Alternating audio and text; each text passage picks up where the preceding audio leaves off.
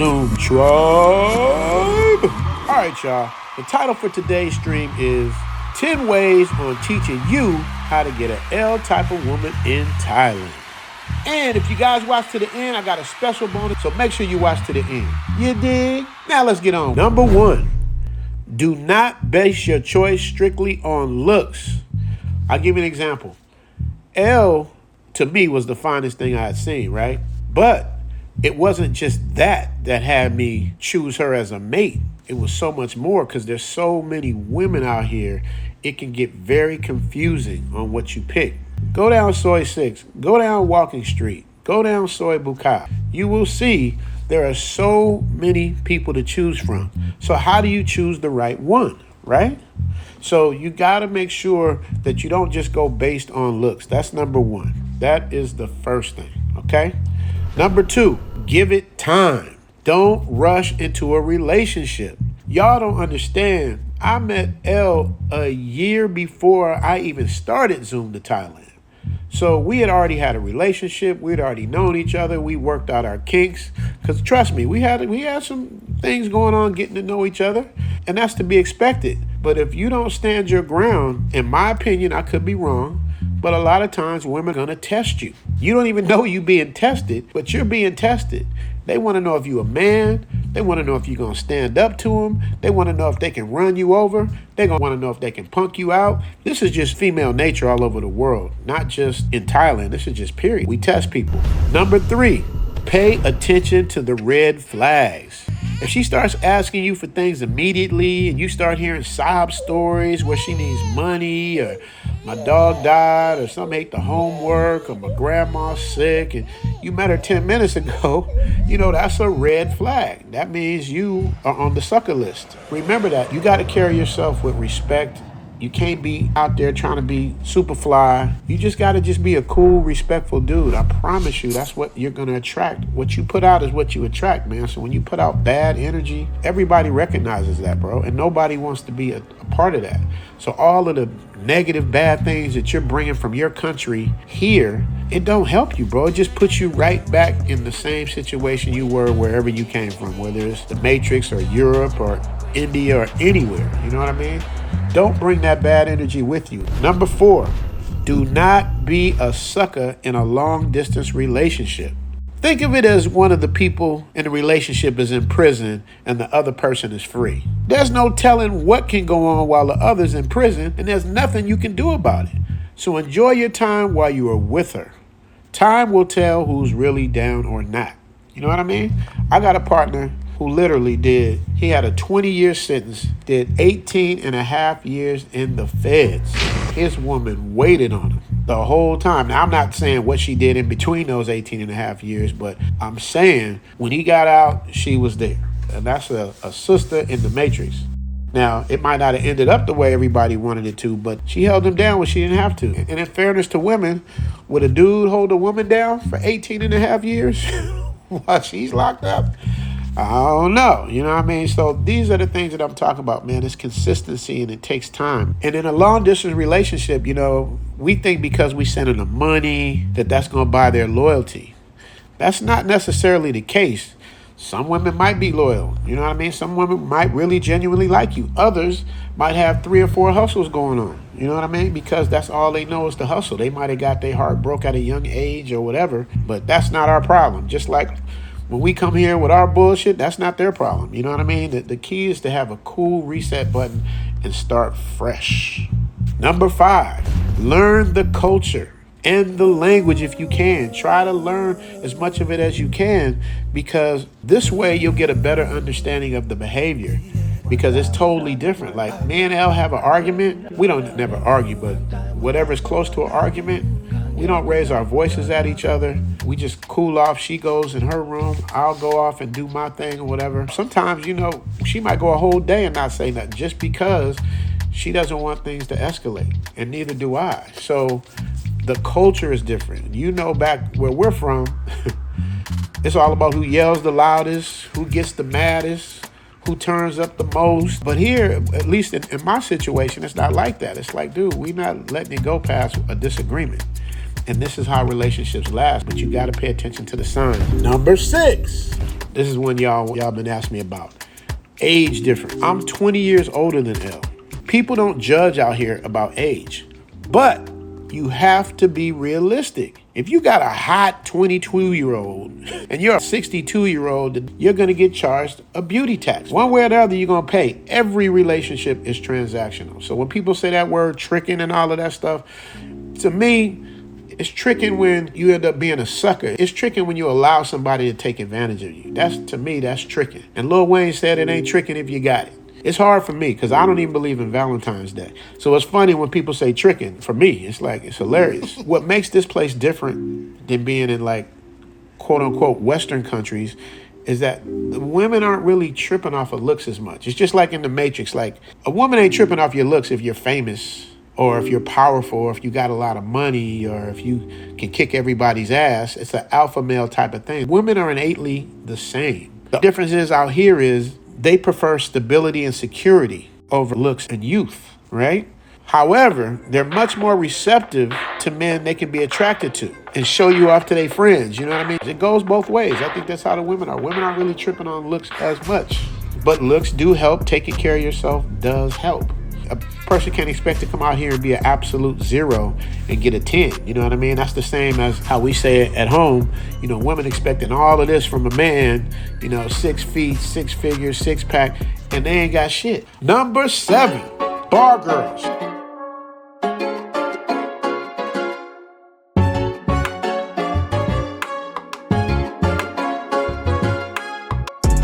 Can you find love in a bar? My opinion, absolutely. When we stereotype every single person, that's where we drop the ball. The problem with Matrix women is they stereotype men. They put us in a box, like I said earlier, about the 6-pack, 6-figure. If you don't have that, they don't want you. But how many good men have they missed out on by having that type of mentality? To be honest, I never dated a bar girl, but I did meet Elle getting a foot massage. Had I went in with that mentality, I would have missed out on a beautiful situation. This is why I say you have to judge things on a case-by-case basis and use your instincts and never ignore the warning signs. I think that was number 1 I talked about. I was with Elle a year before I even started my channel, right? Time reveals who a person really is. All you got to do is give enough time. They're going to tell on themselves. Time is going to expose them or it's going to expose you because you can't hide being you for only so long. You know what I mean? Number 8, how do they look at us? I've heard people say that melanated people get less love than non-melanated people. I don't necessarily agree with that. But to be honest, I've been here for 4 years and the non-melanated have absolutely some of the best ones I've ever seen. But once again, you're taxed heavily with the beauty tax. The badder they are, the higher they claim on the social ladder. And in Asian cultures, generally speaking, the non-melanated man is the prize. Generally accepted in all cultures for marriage. Is it the same for melanated people? It don't seem like it. But there's so many bad ones that it doesn't really matter if it's a 10 or a 9.5 or an 8.9 or a 9.7. It really depends on what you're attracted to and what is attracted to you. I've seen some people with straight 6s and they look extremely happy. At the end of the day, that's what really matters. You don't come way to the other side of the world to be stressed out trying to hold on to something that might not be right for you. You want someone who's loyal, loving, fit, feminine, and friendly. And she'll take care of you. And in return, you'll take care of her. I'm a big fan of traditional roles, and I don't make two bones about it. People with low vibration thinking don't understand this, and that's why they'll get exactly what they deserve. 9. Is marriage worth it? To some people, yes. I had a terrible experience during my divorce, so it's hard for me to even fathom being married again. However, if I were to get married, it would probably be with Elle. Why? Because she shows me loyalty. Because I met her family. I see where she gets her traditional roles from. They show me love. I have a great relationship with her son. And that's another thing. Most women over 25, there's a good chance she's probably going to have a child or children. And that's generally speaking, not everybody. The children, generally speaking, stay home with the grandparents while the daughter goes out to work and sends money back home. So even if they have children, there's a chance you may never even meet them because they're back home with the grandmother. Now, of course, unless you're serious about getting in a relationship, then you'll probably, eventually meet the family. But I didn't meet Elle's family for a while. Nor was I interested because I didn't know. I think no matter what the profession is out here for women, their ultimate goal is to be married to a stable person that loves them and respects them, because they can be broke by themselves, This is why respect is so important out here. You can come out here with the pookie, pimpy mentality, but that type of thinking is only going to leave you frustrated, making goofy videos because you're bringing a mentality that does not match with the culture you're visiting. You want to blend into the culture, not draw a bunch of attention to yourself. And at the same time, I'm not saying you shouldn't be yourself. I'm just saying when in Rome, do as the Romans do. It'll get you a lot farther, trust me. Number 10, do the trust and loyalty test. Depending on what phase of the relationship you're in, see if you can trust her. Can you leave money out on the table without it being touched? Can you lend money and get your money back? When you send her out for something, will you get your change? These are a few ways to tell a person's integrity. Actually, that goes with anything and anyone. One of my favorite movies, A Bronx Tale, he was talking about a guy that lent a guy money that didn't pay him back. Look at it this way, it costs you $20 to get rid of him, right? He's never gonna bother you again. He's never gonna ask you for money again. He's out of your life for $20. You got off cheap, forget it. You're always right, you're always right. And his answer was, now I never got to worry about him asking me for anything or asking to borrow money again, and he's going to avoid me like the plague. So if anybody wants to play themselves over $5 or $20 or even $100, consider them doing you a favor, right? All right, we cooking, y'all, so I'm going to give y'all a couple extra bonuses. Do they do domestic things without asking? Do they go out of their way to help you? Are they more concerned about their phone than you? These are also the signs you got to watch out for. Now, granted, this is a social media age, and I'm on my phone a lot as well. But the younger the woman is, the more likely she may not have all of the traditional roles we're looking for.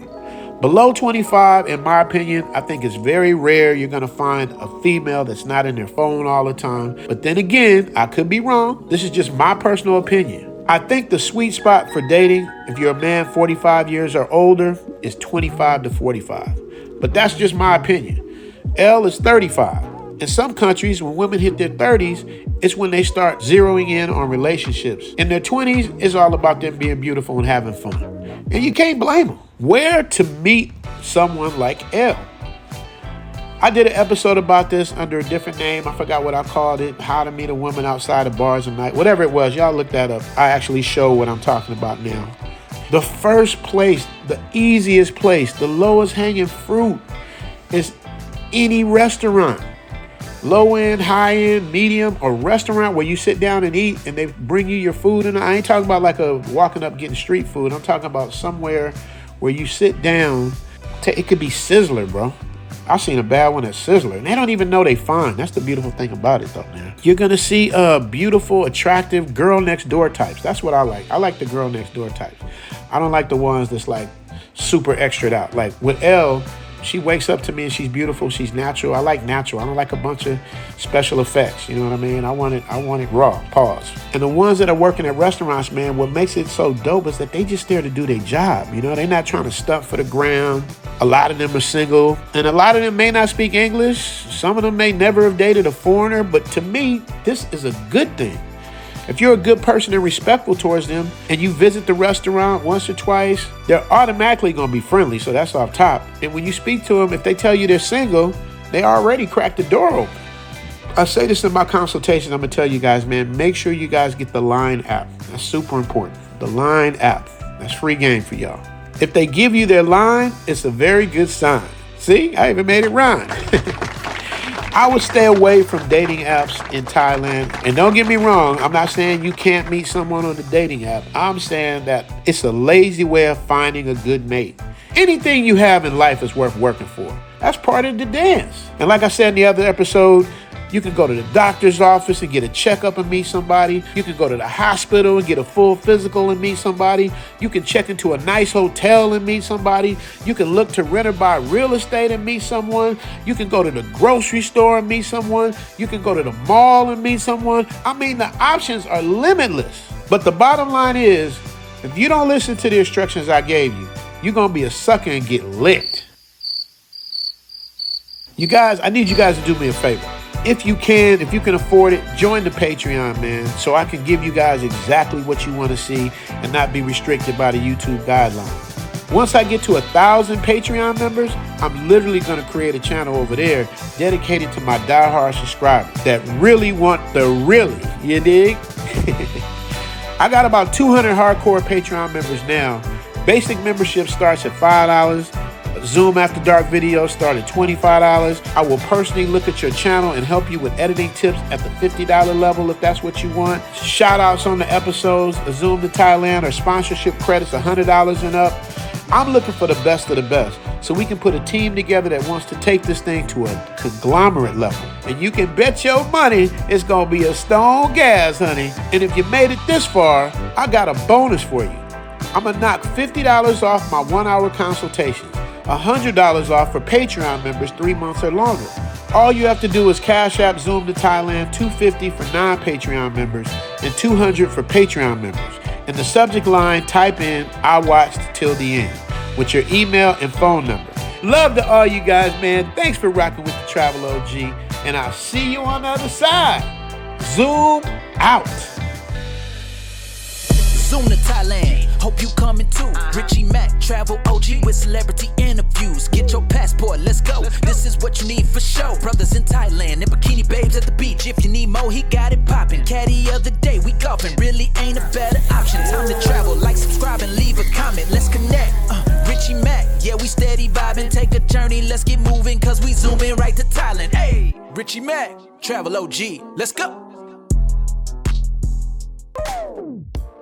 And if you haven't joined yet, you should also consider joining our Patreon, where I can show you the things I can't show you on YouTube, as well as discounts on merchandise, consultations, throwback DJ mixes I made for you to listen, drive, and work out to.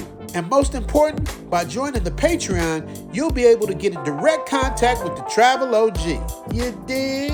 Memberships start at $5 and you can cancel at any time. Oh yeah, and you might also want to join just to support your boy and keep the movement going. Appreciate y'all. Catch you on the next one.